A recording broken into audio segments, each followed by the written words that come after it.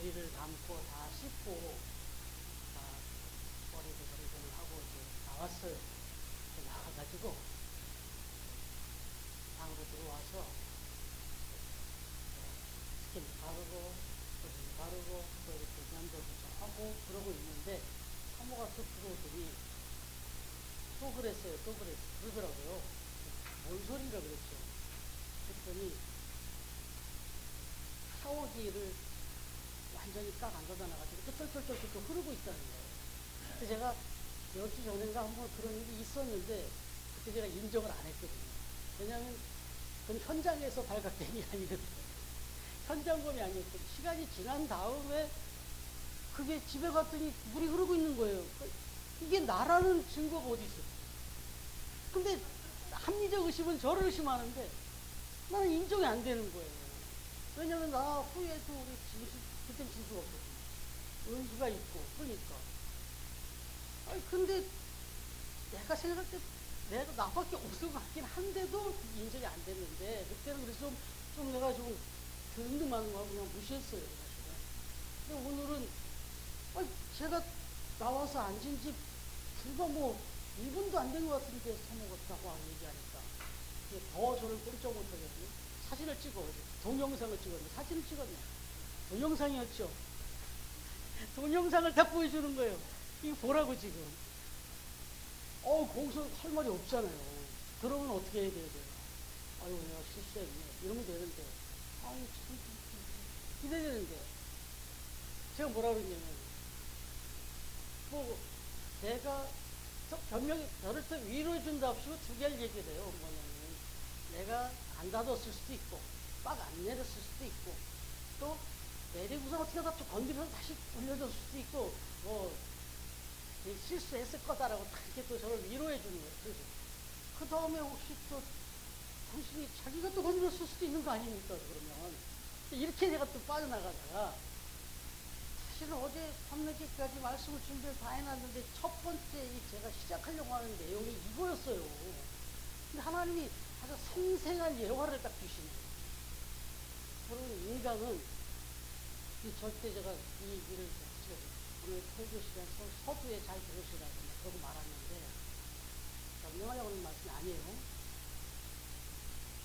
인간의 본능 속에 여러 본능이 있잖아요. 인간. 여러 가지 인간의 본능 중에 뭐가 있냐면 방어 본능이라는 게 있어요. 심리학적으로 이야기해주는데 방어 본능, 방어 기제 뭐 이런 말이에요. 이게 좀 심한 사람이 있고 좀 약한 사람이 있을 뿐이지 다 있다는 거예요. 본능이라는 거.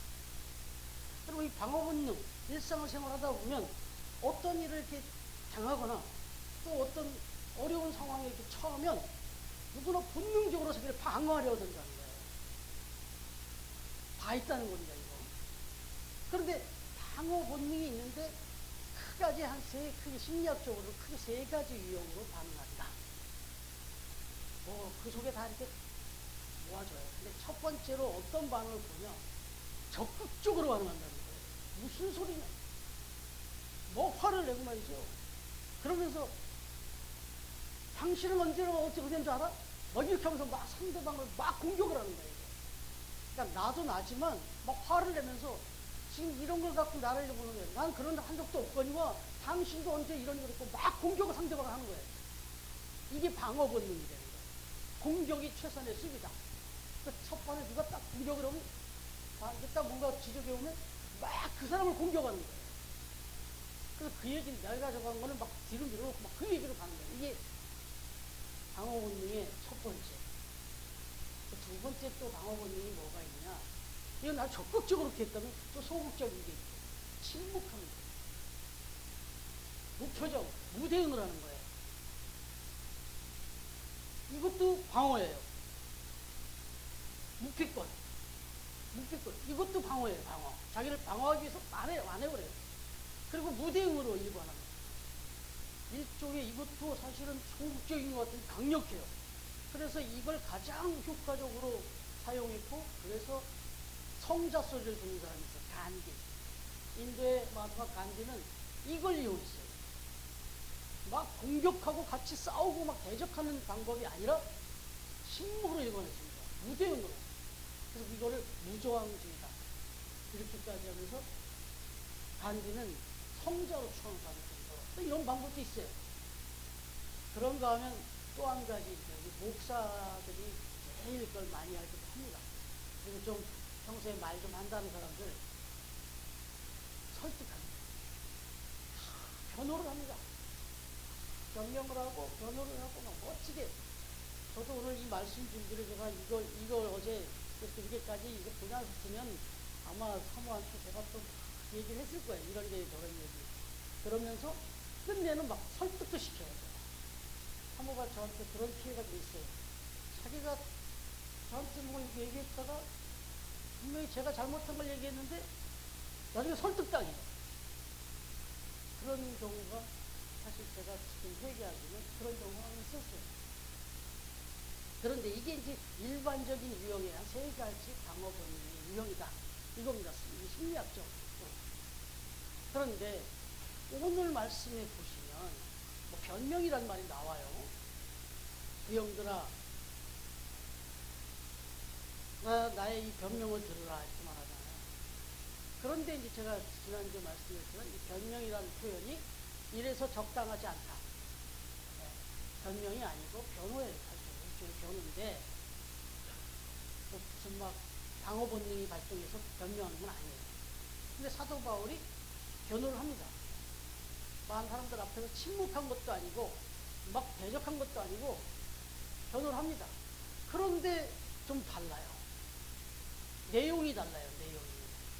설득시키고 변호하고 나를 변명하는 그런 내용이 아니라 다른 얘기를 해요. 오늘 사도 바울은 인간의 어떤 본능적인 반응을 하는 지금 말씀한 세 가지 유형이 하나가 나와야 되는데 그냥 전혀 다른 내용으로 지금 반응을 보이고 있더라. 뭐냐? 간증을 하고 있어요. 좀 생뚱맞을 수 있죠. 간증을 했다는 얘기 뭐예요? 하나님을 소개했다는 거예요. 예수님을 소개했다는 겁니다.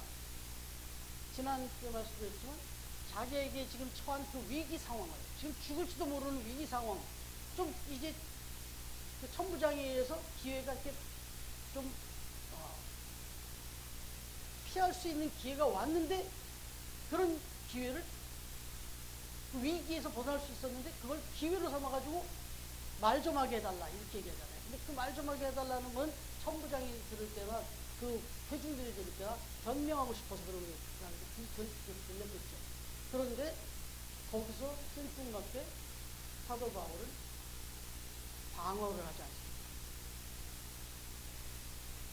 오히려 간증을 합니다. 하나님을 전합니다. 예수님을 전합니다. 복음을 전하고 있어요. 너무 생뚱맞는 거예요, 지금. 여러분, 이게 이제 우리가 배워야 될 부분인데, 8절. 내가 대답하되 주님 누구시니까 하니 이르시되 나는 네가 밖에는 나사렛 예수라 하시더라. 이러면서 예수님 얘기가 나오는 거예요, 생뚱맞게. 그러면서 다메섹 도상에서 체험한 이야기를 쭉 합니다, 자기가 하나님을 만난 얘기, 예수님을 만난 얘기를 쭉 해요. 이 사람들이 지금 무슨 얘기를 하고 자꾸 듣고 있는 거죠.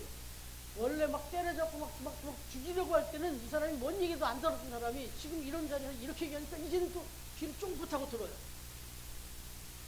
그러면서 자기가 만난 하나님 예수님을 전하는데 그걸 간증이라고 하잖아요. 여러분 보세요. 우리 성도들도 간증을 많이 하잖아요. 우리가 믿음의 사람들이 간증을 많이 하는데 한 가지 좀 그 간증을 통해서 우리가 은혜도 받고 도전도 되고 참 좋아요. 간증이라는 게. 근데 한 가지 조심해야 될 게 있는데 이 간증 얘기를 듣다 보면은 그 진짜 그 간증의 대상은 그 주어는 하나님이 되거나 예수님이 돼야 되는데 하나님이 하신 일, 예수님이 하신 일, 그래서 나에게 어떻게 변화된 일 보이기만 해요. 그래서 예수님이 쏙 빠져 있어요. 뭐 예를 들면 어떤 문제가 해결되었다든지 또는 병이 나왔다든지 사업의 문제가 해결되었다든지 또는 그쪽으로 합격이 되었다든지 이런 얘기를 하면서 와 이렇게 하나님 앞에 기도하고 이러는 가운데 이런 일이 해결됐다, 이렇게 병이 나왔다, 이렇게 합격했다, 막 이런 얘기만을 많이 해요. 그래서 얘기를 듣다 보면 부럽다, 나도 좀 저런 간증할 수 있었으면 좋겠다. 이런 생각이 들어가지고 그 결과물에 대한 얘기만 막 하게 된다고. 그걸 너무 강조를 하게 돼요. 그런데 사실은 진정한 의미는 초점이 하나님께로 향해져야 되고 예수님을 향해져야 된다는 거예요. 그 일을 누가 해주셨는지. 그래서 진짜 간증은 뭐냐면 그렇게 병이 나왔어요. 사업이 확 변화돼 갖고 잘 해결됐어요. 그리고 합격을 하게 됐어요. 그래서 어떻게 됐냐? 이게 더 중요한 거예요. 그래서 하나님이 내 그런 상황에서 이렇게 힘들고 어려운 상황에서 이런 병을, 이런 사업의 문제를, 이런 합격의 문제를 이렇게 해주신 이 하나님의 이 은혜를 경험하면서 내가 이렇게 변했다. 그래서 나는 이런 사람이 됐다. 이 얘기가 간증의 핵심인 거예요. 근데 그 얘기는 안 해요. 그게 해결됐다. 아, 하나님이 좋으신 분이다. 이 얘기만 해요. 실은 하나님이 그 문제를 해결해 주신 이유가 있는데 그거는 그 문제를 해결을 통해서 그 사람이 변화되기를, 그리고 그 사람이 제대로 하나님을 알게 되기를, 이게 원하는 것입니다. 그러니까 우리가 같이 이렇게 교제하면서 신앙생활하면서도 항상 그 생각을 잊지 마세요. 여러분, 근데 사도 바울가 그거예요. 바로 자기가 지금 왜 이런 사람이 되어 있는지, 당신들이 그렇게 지금 나를 오해하고 나를 지금 이해 못하는데 왜 내가 이런 사람이 되어 있냐면은 바로 예수님을 만났기 때문이다. 살아계신 하나님 때문이다라고 얘기를 하고 있는 거예요. 그래서 자기가 어떻게 변했고 어떤 얘기도 하지만 결국은 이 사도 바울은 하나님을 얘기하고 예수님을 얘기하고 있어요. 그래서 그 얘기가 오늘 22장부터 26장까지 22장부터 26장까지요. 길잖아요. 긴 얘기가 그 얘기예요. 계속해서 자기에게 행하신 그 일들을 통해서 하나님은 이런 분이시다. 예수님은 이런 분이시다. 나는 그 하나님을 만났고 그 예수님을 만나서 나는 이렇게 변했다. 이 얘기를 합니다. 여러분, 증인이라고 하는 것은 간증이라고 할 때 증이잖아요. 증인이라고 할 때 이 증인은 내가 막 꾸며내서 얘기하거나 막 뭘 덧붙여서 얘기하거나 과장하거나 막 추측해서 얘기하면 안 됩니다. 위증이 됩니다. 위증. 그럼 그건 심각한 책임을 져야 됩니다. 그래서 증인이 된다라고 하는 것은 우리 믿음의 표현으로는 신실해야 돼요. 정직해야 돼요. 바로 저와 여러분이 하루하루를 살아가면서 정말 신실한 증인들이 되어야 됩니다. 신실한 증인이 된다는 건 뭐냐면 내가 내 삶 속에서 체험한 하나님의 그 기적 뭐 이런 변화 이것만이 간증이 아니라 그걸 통해서 내가 이렇게 변했습니다 하는 걸 보여줘야 돼. 그런 삶을 변화된 삶을 보여주지 않으면 간증이 아니에요. 자랑이지. 오늘 여기 영상에 나왔잖아요. 자랑은 내 자아가 나타나는 거고 간증 이거는 증언은 성령이라 말이 하시잖아요. 그렇게 됐어요. 먼저 사도 바울은 간증을 통해서 지금 증거하고 있습니다. 그 다음에 두 번째로 보면 이렇게 이제 막 팩트를 얘기하다 보면 팩폭이라는 걸 하죠. 막 내가 정확하게 받고 정확히 아는 거 이런 것을 정확하게 막 얘기하다 보면 상대방 누구 이렇게 배려할 상황이 없어요. 그냥 팩트로 나는 얘기를 하기 때문에 여기에 자비라는 건 없어요. 여기에 사랑이라는 건 없어요. 그런데 오늘 사도 바울은 팩트를 얘기합니다. 그래서 나는 잘못한 게 하나도 없고 저 사람들이 잘못한 거다. 저 사람들을 정죄하라. 저 사람들을 처형하라. 뭐 이렇게 천부장한테 얘기하지도 않았어요. 팩트를 얘기하고 있지만 그러나 그 팩트 속에 뭐가 있냐? 사랑이 담겨 있었어요. 보세요 한번 1절 다시 한번 1절 시작. 부형들아 내가 지금 여러분 앞에서 변명하는 말을 들으라. 내가 변호하는 말을 들어라. 근데 여기 첫 번째 뭐라고 이야기합니까? 호칭이 부형들아 그러죠. 부형들아. 이 부형들아라고 하는 표현은요 사랑이 담긴 표현이에요. 왜냐하면 지금 그 앞에 모여있는 사람들은 막 돌팔매질을 하고 자기를 그렇게 많이 때리고 그리고 지금 자기를 죽이라고 하고 있고 그것도 억울하게. 그러면 그 앞에 있는 그 수많은 사람들은 다 누구예요? 바울에게 있어서는 원수들이에요. 원수들. 거꾸로 정말 저거 잡아 죽이고 싶은 원수들이에요. 근데 그 원수들한테 뭐라고 첫말을 드냐면 부형들아. 이 부형들이라는 말 좀 부어체이기 때문에 영어로 바꿔서 말하면 my brother and father. 나의 형님과도 같고 아버지와도 같은 여러분. 이렇게 얘기한 거예요. 얼마나 따뜻한 표현이에요, 이게. 지금 막 잡아 죽이려고 달리는 무릎 꿇뜨고 있는 그들한테 형님과도 같고 또 부모님도 같은 여러분, 나의 친형제와 같은 여러분, 나의 가족과도 같은 여러분, 이렇게 얘기합니다. 그 원수 같은 그 징글징글한 인들 앞에 첫 마디가 부형들아, 이렇게 표현합니다. 여러분 23장 한 장 더 넘어가면 1절, 5절, 6절에서 보면 이르되 형제들이여 형제들이여 마이 브라더 마이 브라더 이렇게 계속 얘기해요. 사도 바울은 이 변명을 계속 한다고 이 변호라는 중에 계속 이렇게 얘기합니다. 여러분 그렇습니다. 이와 같은 태도가 우리가 복음을 전할 때는 물론이거든요. 또 인과관계에서도 너무 중요하다는 거예요. 어떤 때는 내 마음을 그렇게 아프게 하고 힘들게 하고 불편하게 하고 또 때로는 직접적으로 핍박도 하고 그러는 사람들 많이 있잖아요. 이게 어떤 때는 멀리 안 가고 내 가족 중에 있을 수 있어요. 그런데 그런 사람들을 대할 때마다 원수 같은 눈으로 원수가 대하는 마음으로 그렇게 대하면 해결이 안 나요. 오늘 사도 바울이 우리에게 보여주는 것은 그러한 상황 속에서 그들을 바라보는 눈은 안타까운 거예요. 그냥 안타까운 거예요.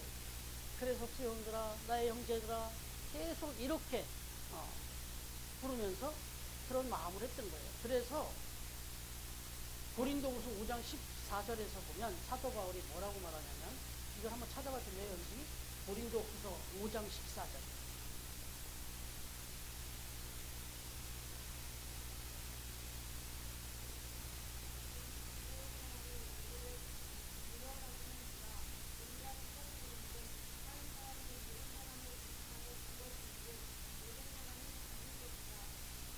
여기까지 해서 그 앞부분만 생각해서 제가 인용하고 싶은데 그리스도의 사랑이 우리를 강권하십니다. 자기가 복음을 전하고 봉사를 하고 충성을 하고 이렇게 열심히 이렇게 하고 있는데 이게 다 무슨 힘으로 하느냐? 예수 그리스도의 사랑이 나로 하여금 그렇게 하게끔 막 강권하신다. 정말 복음을 전하고 뭐 어떤 봉사를 하고 헌신을 하더라도 사랑이 없으면 안 된다. 사랑으로 해라. 그 얘기입니다. 그래서 자기는 그런 하나님의 큰 메시지와 그 도전을 가지고 그렇게 그 강권하는 마음으로 그렇게 복음을 전했고 사람들을 대했다는 거예요. 그래서 사도 바울은 절대로 자기를 그렇게 공격해오는 자들과 싸우지 않았습니다. 그들을 막 이렇게 팩트로 공격하지 않았습니다. 그들을 막 정죄하거나 이러지 않았어요. 끝까지 그런 사람들과 하나 되려고 노력했어요. 뭐 음식 문제가 있어도 이건 절대 먹으면 안 된다. 제사를 드리는 음식 어떻게 먹으면 절대 안 된다고 얘기하면 안 먹었어요. 그런데 어떤 사람이 그걸 어떻게 아느냐? 그 당시에 그 본드도시라는 곳이 뭐 제사 드리는 데가 한두 군데냐? 신전이 한두 군데. 거기서 고기 잡아서 제사 드리고 하고 그러면 이 고기가 다 시장으로 나오는데 도대체 어느 고기가 제사 드리는 고기고 어느 어떻게 알고 먹고 안 먹고 하느냐? 그러니까 우리는 고기 안 먹었어. 우리는 그냥 먹는다. 그랬더니 사도 바울도 딱 먹었어요. 사랑이에요. 그 사람도 구원해야 되겠고 이 사람도 구원해야 되겠다는 마음. 그냥 우리 사랑으로 모든 사람을 그렇게 강권했다. 사랑의 강권을 갖고 그렇게 했다는 거예요. 그럼 우리 삶 속에서 목사들이 제일 조심해야 될 중요한 말씀드리지만 여러분도 마찬가지예요. 내가 정말 다르게 살려고 노력하고 똑똑하고 좀 이렇게 샤프할수록 다른 사람에게 비수 같은 얘기를 많이 할 수가 있어요. 근데 거기에 사랑이 안 들어가면 그건 진짜 빵점이에요. 빵점. 분명히 거기서 내 옳은 말 해야 되는 거 맞아요. 여기서 이 상황에서 이 얘기를 나눌 때 내가 여기서 그런 팩트 얘기하는 게 맞아요. 그런데도 그 마음에 새기는 거예요. 그래서 나도 시간이 지난 다음에 또는 같은 좋은 방법으로 그 사람이 깨달을 수 있도록 알아들 수 있도록 말하는 방법, 이게 사랑이고, 이렇게 해야 복음을 전할 수 있다는 거예요. 이렇게 해야만 복음을 전할 수 있다는 거예요. 왜냐하면 예수를 믿고 하나님 믿는 우리 믿음의 사람들 관점에서 보면 믿지 않는 사람들 다 원수예요. 왜냐하면 그 사람들이, 우리가 그 사람을 원수 같이 생각하는 게 아니라 그 사람들이 믿는 사람들을 그렇게 핍박하고 그렇게 욕을 해요. 더군다나 욕을 하고 있어요. 그 사람들 우리가 사랑의 눈으로 받아보지 않으면 그 사람들 우리 전도 못합니다. 여러분 곁에 저 사람 전도를 할까 생각하다가 이렇게 혹시 보기에 좋거나 손이 좋은 사람은 없습니까?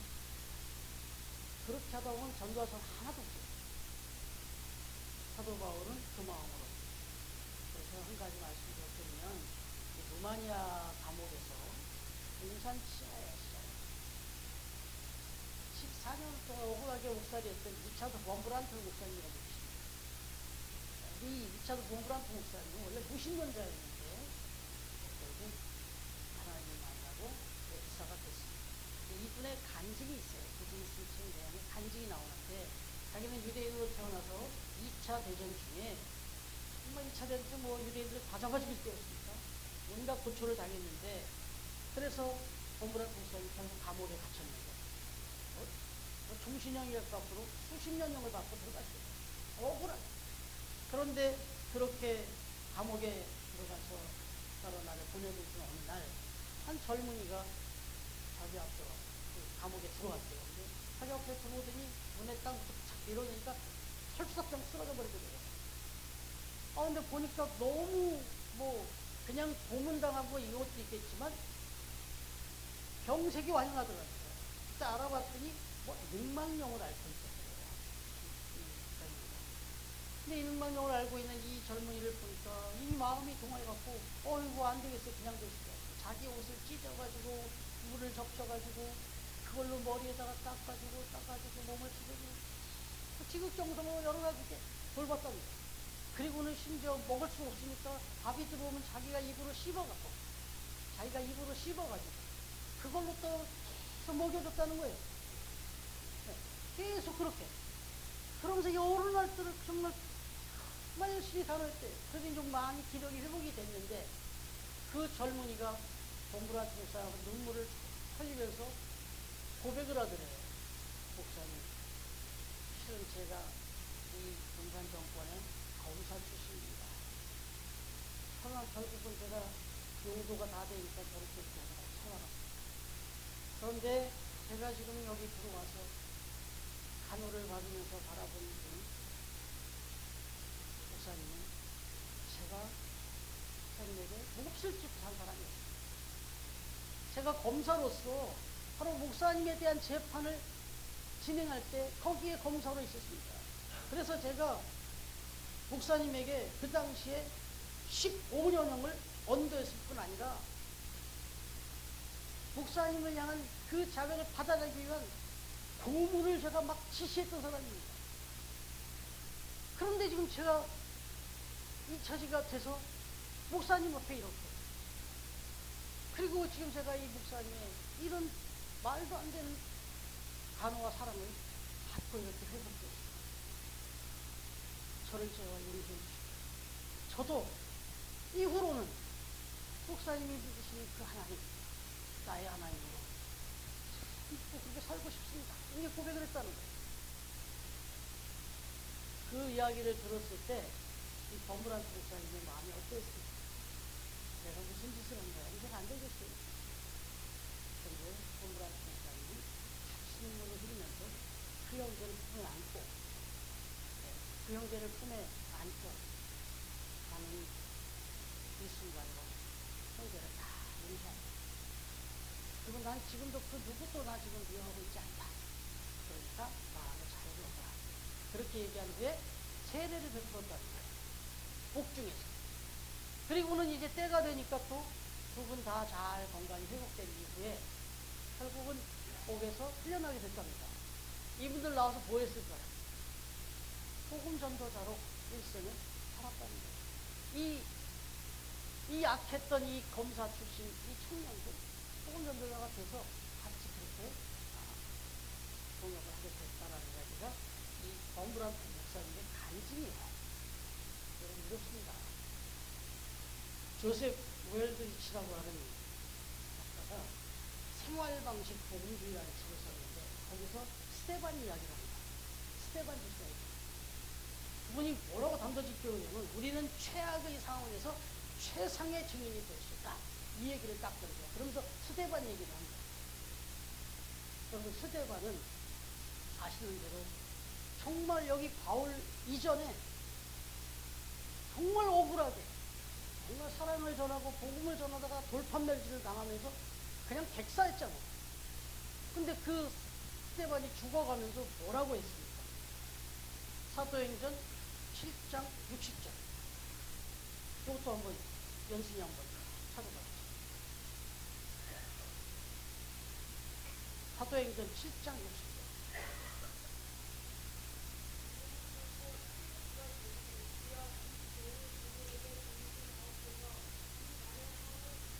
네, 이게 무슨 말씀인지 아시죠? 우리 이미 묵상에 왔는데 스데반이 돌팔매질을 당하면서 결국은 피투성이가 되면서 죽잖아요.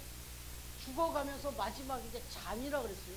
성경은 죽음을 잠으로 표현하는데 죽음의 자리에 이르면서 마지막 숨을 거두면서 한 얘기가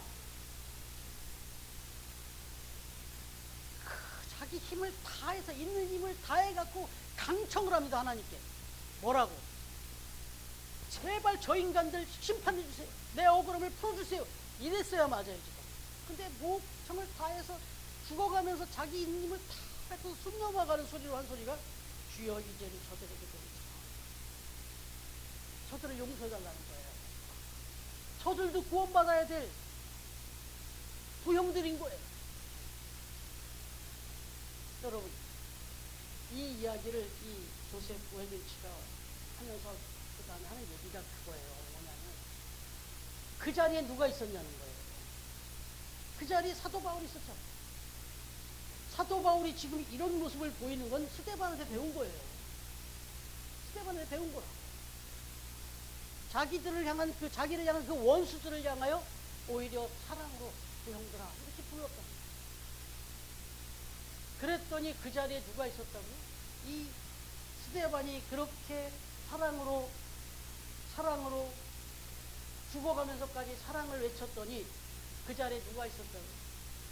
사도 바울이 있었어요. 최고의 열매를 거기서 맺습니다. 최악의 상황이었는데 거기서 사랑을 보였더니 최고의 열매를 거뒀더라는 거예요.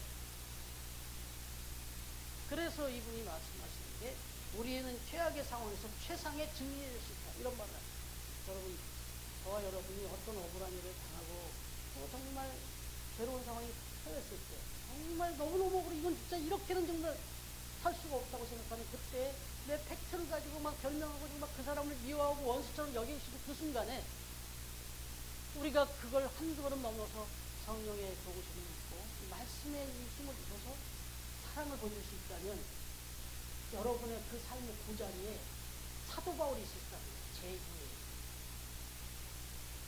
저와 여러분의 그런 용서와 사랑의 삶을 통해서 내 곁에 있는 그 누군가가 제2의 사도 바울이 돼서 엄청난 변화를 일으킬 수 있다는 거예요.